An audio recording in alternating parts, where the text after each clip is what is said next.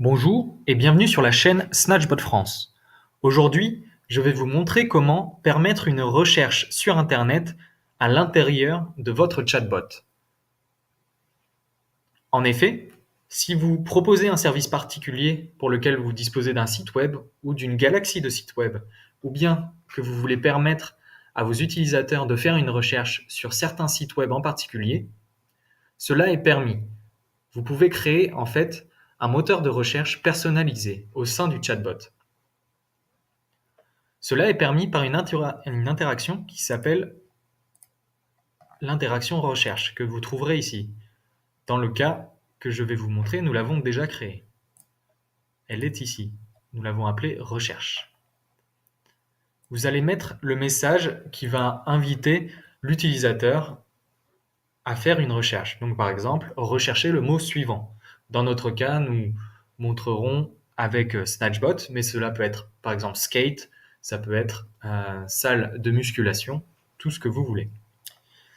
Vous trouverez un peu plus bas les paramètres de recherche. Donc vous pouvez choisir de faire une recherche personnalisée via Google ou via Bing.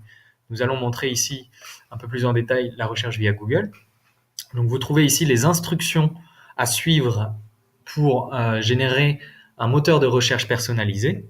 Donc d'abord, vous allez devoir vous connecter avec un compte Google sur la console des développeurs de Google afin de générer une API de recherche personnalisée. Cette API de recherche personnalisée dispose d'une clé API qu'il vous faut générer. Une fois que vous l'aurez générée, il vous faut la coller ici.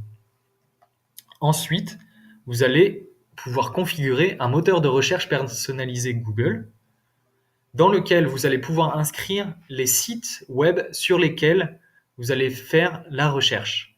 Ensuite, c'est bien sûr Google qui va faire tout le travail de recherche sur ces sites-là. Donc, par exemple, dans notre cas, nous avons mis la recherche sur le site snatchbot.me. Une fois que vous aurez configuré votre moteur de recherche, vous disposerez d'un identifiant de moteur de recherche appelé identifiant CX que vous allez coller ici. Ensuite, vous pouvez mettre le nombre de résultats affichés.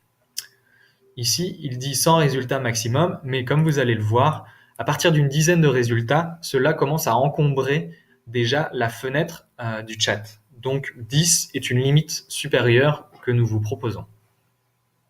Nous allons maintenant tester le chatbot. Donc sur le site snatchbot.me, je vais par exemple faire la recherche simplement du mot snatchbot.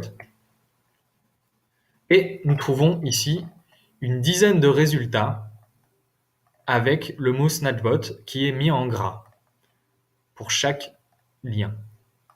Voilà, vous savez maintenant mettre en place un moteur de recherche personnalisé au sein de votre chatbot. J'espère que cela vous sera utile et à bientôt.